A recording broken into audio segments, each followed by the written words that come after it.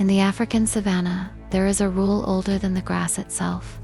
When the lion arrives, everything disappears.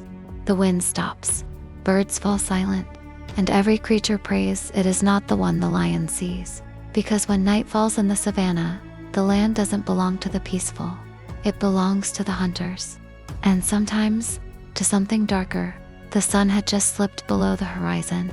A cold orange glow stretched across the endless plains, turning every shadow longer, and every sound sharper. Near a shrinking waterhole, a family of warthogs searched the dry soil for roots. Their tusks scraped against the cracked earth while insects hummed around them. But one warthog kept lifting his head. His name was Buck. He couldn't explain it, but something felt wrong. The savanna was too quiet. Even the birds had stopped calling. Animals that live long in the wild learn one terrifying truth. Silence usually means death is nearby. Bako sniffed the air. Then he heard it. A slow movement in the tall grass. Something heavy. Something watching. Before Bako could react, the grass parted, and a massive shape stepped forward. A lion. But this wasn't just any lion. This was Kovu, the brutal king of the territory. His mane looked almost black in the fading light, and scars covered his face like old cracks in stone. His eyes glowed with a cold, yellow shine that reflected the last light of the dying sun. When Kovu hunted, animals didn't just fear death, they feared suffering. Because Kovu didn't always kill quickly. Sometimes he enjoyed the chase. Sometimes he enjoyed the pain. The warthogs scattered instantly, running toward their burrows. Bako ran to, but then he heard a sound that made his legs freeze. A cry. A small, helpless cry. Behind him, hidden near the bushes, a baby antelope had been left behind by its herd. Kovu had seen it. The lion moved slowly, almost playfully, circling the trembling animal. The antelope tried to run. It didn't make it 2 steps. Kovu's paw slammed down on its back. The tiny creature screamed, but the lion didn't bite. He simply pressed harder. Watching it struggle, the sun disappeared completely. Darkness crept across the savanna, and the screams of the baby antelope echoed across the empty land. Bako stood frozen. Every instinct screamed at him to run. Every instinct told him this was none of his business. But something deep inside him twisted with anger. Kovu lifted the antelope with his paw, then slammed it back into the dirt again. The small body shook violently. The lion wasn't hungry. He was enjoying this.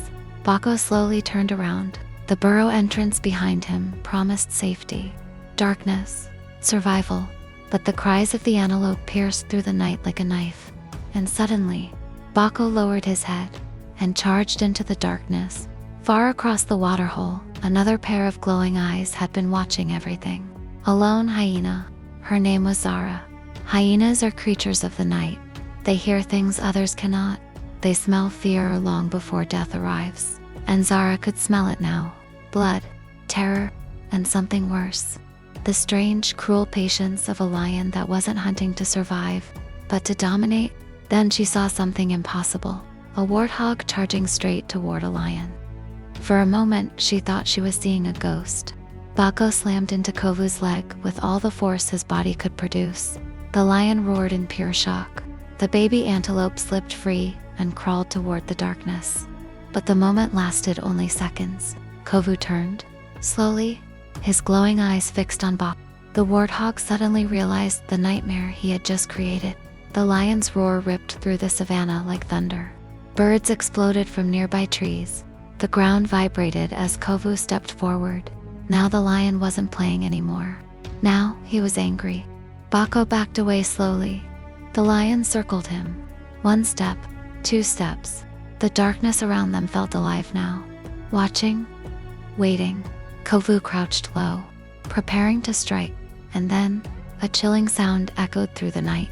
The unmistakable laugh of a hyena. But this laugh was different. It wasn't playful. It sounded hungry. Zara stepped out from the shadows. Her eyes glowed in the darkness. Lions and hyenas hate each other. Sometimes they steal food from one another. Sometimes they kill each other. But one hyena against a male lion, that usually ends one way. Death. Kovu growled deeply. Now 2 enemies stood before him. The warthog. and the hyena, both refusing to run. For a moment, the wind stopped again. Then Kovu attacked. He lunged forward like an explosion of muscle and claws, but Zara moved like a shadow. She darted behind the lion and bit his back leg before he could turn. Kovu roared in fury. Bako charged again from the front. Tusks struck the lion's shoulder. Dust erupted everywhere. For several terrifying seconds, the night turned violent. Claws slashed the air. Teeth snapped in the darkness. Zara kept circling, biting, and retreating. Bako kept charging, refusing to fall back. The lion roared again and struck Bako with his massive paw. The warthog tumbled across the dirt. For a moment, he didn't move. Kovu slowly walked toward him. The lion's shadow stretched across Bako's body. This was the end. But before the lion could strike, Zara leaped forward and bit directly into Kovu's mane. The lion exploded with rage, shaking violently to throw her off. By the time he freed himself, Bako was standing again, bleeding, breathing heavily, but still standing. Now the warthog and the hyena stood side by side in the darkness. Two unlikely fighters, facing the king of the savannah. The wind moved slowly through the tall grass. In the distance, something else moved. More hyena laughter echoed faintly across the plains. Kovu heard it too. His ears twitched. More hyenas could be coming, and even lions fear being surrounded in the dark. The lion stared at them both for several long seconds. Then he did something no one expected. He stepped back, once, twice. Finally, with a low warning growl, Kovu turned and disappeared into the endless black grass. The savannah fell silent again. Zara looked at Bako. Bako looked back. Neither animal made a sound. Somewhere far away, the baby antelope limped through the darkness. Alive, the warthog had courage. The hyena had strategy. Together, they had faced the most terrifying predator of the night. And for one rare moment in the savage wild, the monster had walked away. But the savannah remembers everything. And somewhere in the darkness, the lion was still out there, watching, waiting, and the next night, he might not walk away,